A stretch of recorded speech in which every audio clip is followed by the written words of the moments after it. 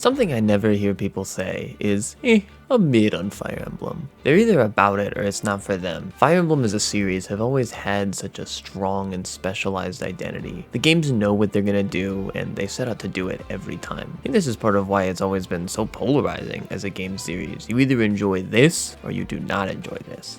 It is laser focus on being a turn-based tactics anime game with heavy role-playing elements. And I love that, and I love Fire Emblem. It's definitely not for everyone. This series is able to deliver a remarkable level of consistency that prevents it from ever being that mid experience. And Fire Emblem Engage is the next step in that experience. This game feels like a modern classic that just happens to be on the current Nintendo software, because the core of the series is here in both the mechanics and the narrative. It plays like any of the Gameboy Advance titles, and I'm even surprised to say it holds a difficulty roughly between FE6 and FE7 for me, and it will definitely challenge you at times, even on normal difficulty. That all being said, and because I want to get it out of the way, these are the reasons why it is not like Three Houses. I loved Three Houses, but overworld quests and calendar-based gameplay are something that is extremely new to this series, and it may even have just been an experiment that it doesn't come back to. If Three Houses was your first game, you might feel like Engage takes a step back. There's still a lot here for lovers of Three Houses, it's just at a smaller scale and there's lessened emphasis. There's a hub world with shops, customizable outfits, conversations, and even adoptable pets. Engage has a really good balance for this, because the main event is the battle or chapter that you're currently working on, and then you get to take little breaks in between at the hub world.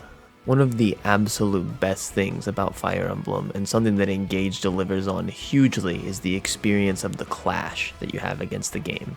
It's gonna feel like the game lies and cheats and steals at every possible turn, and you have to wage war against it to get anything close to an upper hand. Enemies are gonna have access to unfair weapons and stats, reinforcements will spawn when you least expect it, and your units will feel like garbage in the face of the enemy bosses, but you will overcome it with time. But that's also where one of my biggest historical gripes with Fire Emblem is.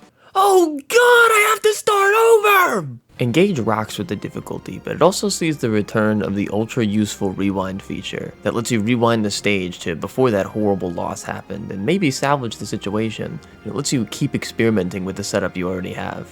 And this makes me really glad that the developers themselves are understanding that these games shouldn't be about crushing losses that force you to restart hours-long levels, and more about getting to freely experiment against those challenges. And if that's too watered down, there's nothing forcing you to use it. The 3DS Gaiden remake and Three Houses both had this feature, and I was worried it wasn't going to come to Engage, but I think it's safely here to stay. Engage is still plenty challenging with the rewind, and it makes the game way more accessible and playable. The classical difficulty and strategy of Fire Emblem combined with this new feature is a perfect match. The other big delivery on this front are the emblems, the titular gimmick of the game. These definitely could be considered heavy fan service, and it's the good type, honestly, but they add a ton to the gameplay. Mechanically, these are just another tool in your arsenal, and sometimes a complication to go up against when an enemy has one. They add so much to the strategy, because they essentially let you throw down one character's skills on top of another, making these mix and match weapon creations where you can do weird stuff like having a thief also be proficient in healing. I really like putting Sigurd on my archer because she gets horse movement on top of her bow. It's so nutso. And the combinations are limitless. The emblems level up alongside the units and offer more and more skills. It's the gimmick of the game, but it is so clear how solid the implementation is. Now the story this time around is nothing too special. It's no Battle of Garrick Mach, but it gets the job done, and it's pretty par for the course. Young hero gathers a small but loyal band of misfit heroes, and slowly but surely they unite the nation against the recently resurrected evil.